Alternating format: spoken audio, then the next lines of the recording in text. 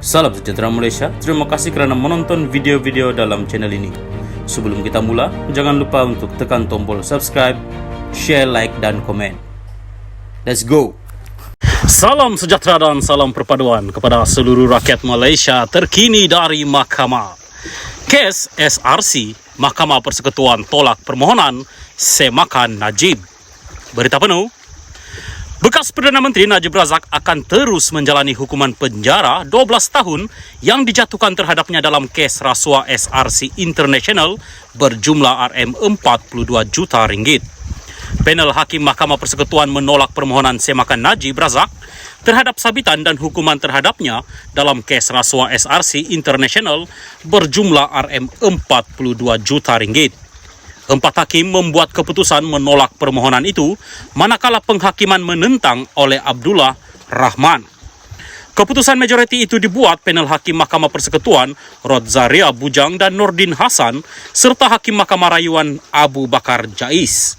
Keputusan hari ini selari dengan keputusan yang dibuat 23 Ogos tahun lalu oleh panel hakim yang dipengerusikan Ketua Hakim Negara Tengku Maimun Tuan Mat yang mengekalkan sabitan bersalah dan hukuman penjara 12 tahun dan denda RM210 juta ringgit terhadap Najib Razak.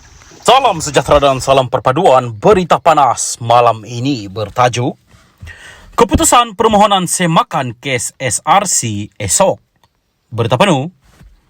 Mahkamah Persekutuan akan memutuskan mengenai permohonan Najib Abdul Razak untuk menyemak sabitan dan hukuman bekas Perdana Menteri itu dalam kes rasuah SRC International bernilai RM42 juta esok. Keputusan 5 Hakim Mahkamah Persekutuan yang dipengerusikan oleh Hakim Besar Sabah dan Sarawak, Abdul Rahman Sebli, yang akan diserahkan esok boleh menyebabkan Najib, juga bekas Menteri Keuangan, dibebaskan sepenuhnya daripada 7 pertuduhan salah guna kuasa, jenayah pecah amanah dan pengubahan wang haram. Sekiranya mahkamah tidak menolak permohonan semakan, ia juga boleh memerintahkan perbicaraan semula kes Najib di hadapan Hakim Mahkamah Tinggi yang baru selain Muhammad Nazran Muhammad Ghazali atau untuk pendengaran semula rayuannya di hadapan Hakim Mahkamah Persekutuan yang baharu yang tidak diketuai oleh Ketua Hakim Negara Tengku Maimun Tuan Mat. Panel lain dalam permohonan semakan itu ialah Hakim Mahkamah Persekutuan Vernon Ong Lam Kiat, Rodzaria Bujang dan Nordin Hasan serta Hakim Mahkamah Rayuan Abu Bakar Jais. Mahkamah Persekutuan telah mendengar permohonan semakan itu dalam tempoh 6 hari yang bermula pada 19 Januari, diteruskan hingga 20 hingga 22 dan 27 Februari dan berakhir pada 28 Februari. Pada 23 Ogos tahun lepas, panel Mahkamah Persekutuan berasingan yang dipengerusikan Tengku Maimun menolak rayuan Najib untuk mengetepikan keputusan bersalahnya serta hukuman penjara 12 tahun dan denda RM210 juta ringgit dalam kes rasuah itu. Setelah menematkan rayuannya di hadapan Mahkamah Rayuan dan Mahkamah Persekutuan, Najib telah pergi ke panel Mahkamah Persekutuan semasa untuk mendengar semakannya berhubung kes yang melibatkan 1 pertuduhan salah guna kuasa, 3 pertuduhan pecah amanah jenayah dan 3 pengubahan wang haram.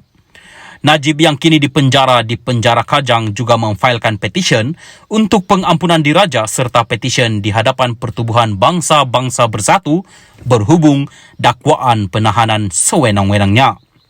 Melalui permohonan semakan sekarang, Najib berhujah bahawa Hakim Perbicaraan Muhammad Nazran yang telah dinaikkan dari Mahkamah Tinggi ke Mahkamah Rayuan berada dalam konflik kepentingan apabila mendengar dan memutuskan kes SRC International pada Julai 2020. Najib mendakwa antara lain, hakim itu didakwa sedar bahawa Maybank Investment, satu entiti kumpulan Maybank, dan Bina Fikir, satu lagi entiti kumpulan Maybank, telah menasihati 1MDB dalam perkara berkaitan penubuhan SRC International.